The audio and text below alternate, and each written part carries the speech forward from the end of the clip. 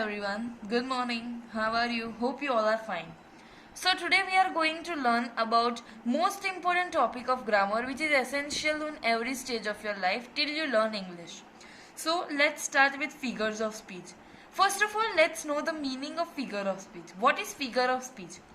Figure of speech is a phrase or a word that possesses a separate meaning from its literal definition. Okay, so now let's start with the figure of speech. First, I will teach you about simile. What is simile?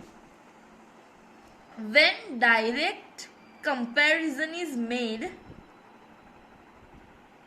between two objects which have at least one common point in them. Now, how can we judge that it is a simile? So, simile is represented by as or like. In the sentence, if as or like is present, that means that the figure of speech is of simile. For example, she is as beautiful as peacock. So, क्या है ये simile? जैसे कि direct comparison होती है दो चीज के बीच में जिसमें कोई एक पॉइंट कॉमन होता है उनमें, और सिमिली हम कैसे रिकॉग्नाइज करेंगे? तो अगर सेंटेंस में एज और लाइक प्रेजेंट है. For example, she is as beautiful as a peacock, तो स्टेटमेंट में एज आया तो हम क्या जज करेंगे कि this figures of speech is simile. Now let's move to metaphor. What is metaphor? When indirect comparison is made between two objects is called metaphor. मतलब हम मेटाफोर किसे बोलेंगे कि जिसमें कंपैरिजन तो होती है मगर इनडायरेक्ट होती है.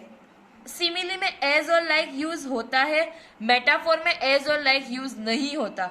जैसे कि example, life is a journey. Example, life is a journey. जैसे कि लाइफ को एक जर्नी के तौर में दिखाया गया है.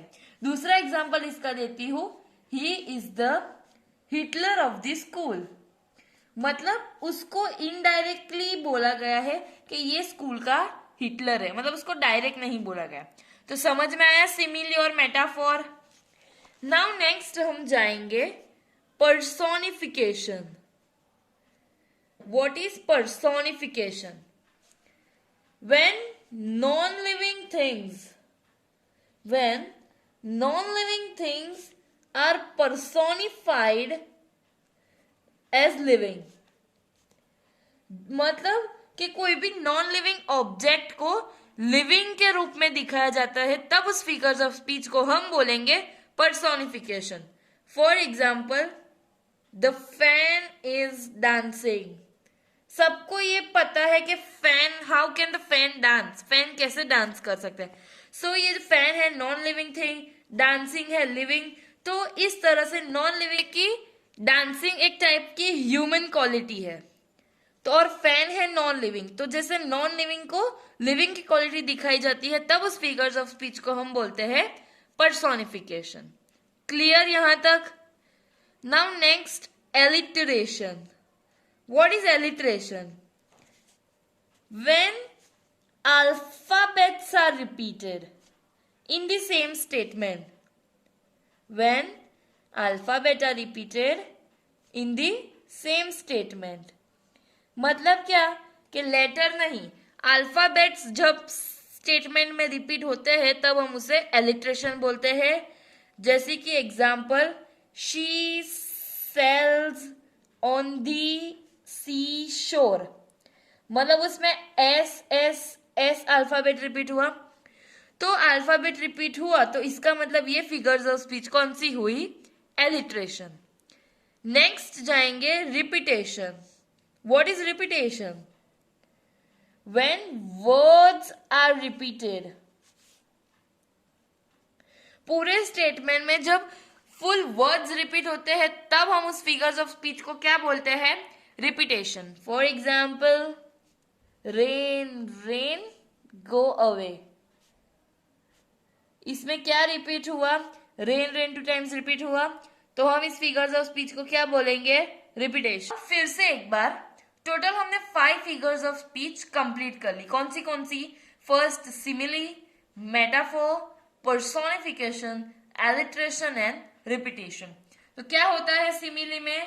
डायरेक्ट कंपैरिजन, वर्ड्स क्या यूज होते हैं? एज और लाइक। मेटाफोर में क्या होता है? इनडायरेक्ट कंपैरिजन, लाइक और एज यूज होता नहीं है। पर्सोनिफिकेशन में क्या होता है?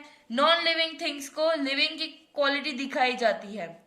एलिट्रेशन में क्या होता है? अल्फाबेट्स रिपीट होते हैं सेम स्टेटमेंट में। और रिपीटेशन में क्या होता है? फुल वर्ड्स रिपीट होते हैं स्टेटमेंट में। Clear up to here? Now let's move to next. Litotes. What is litotes? Any negative word in this statement is present, then we call it as a litotes. मतलब कोई भी negative word अगर statement में present है तो हम उसे लिटोटिस कहेंगे। एग्जाम्पल में लेते हैं, ही इज नो फूल। तो नो नेगेटिव वर्ड आया, तो ये फिगर्स ऑफ स्पीच कौन सी हुई? लिटोटिस। कौन सी हुई? लिटोटिस। अब अभी बहुत, नो के अलावा भी बहुत वर्ड है, जैसे कि नाइदर, नॉर, नॉट, नेवर, ये सब नेगेटिव वर्ड्स। नथिंग, ये जब भी स्टेटमेंट में दिखे तो फिगर्स ऑफ स्पीच कौन सी होती है? लिटोटिस। समझ में आया? नाउ हम मूव करेंगे antithesis. What is antithesis? Words in this statement. What is the antithesis? Opposite word in the statement. मतलब जब भी कोई स्टेटमेंट में अगर ऑपोजिट वर्ड प्रेजेंट है तो उस फिगर्स ऑफ स्पीच को हम क्या कहेंगे? एंटीथेसिस। समझ में आया? Example, she is cruel as well as kind.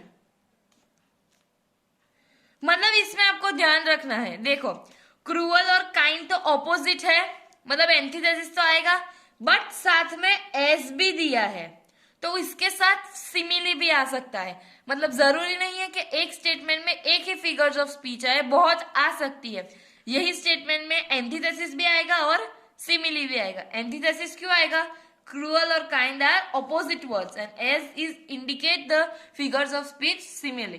Clear? Now next move to exclamation. What is exclamation?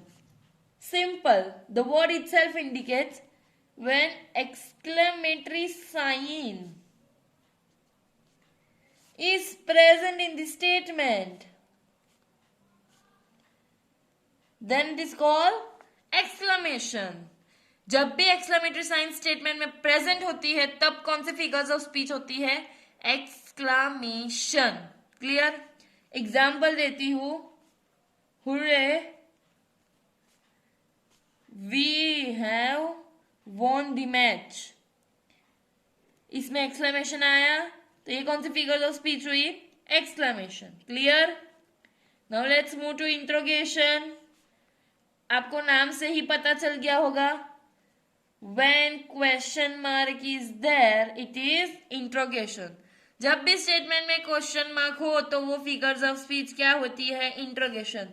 जैसे कि what is your name, where do you live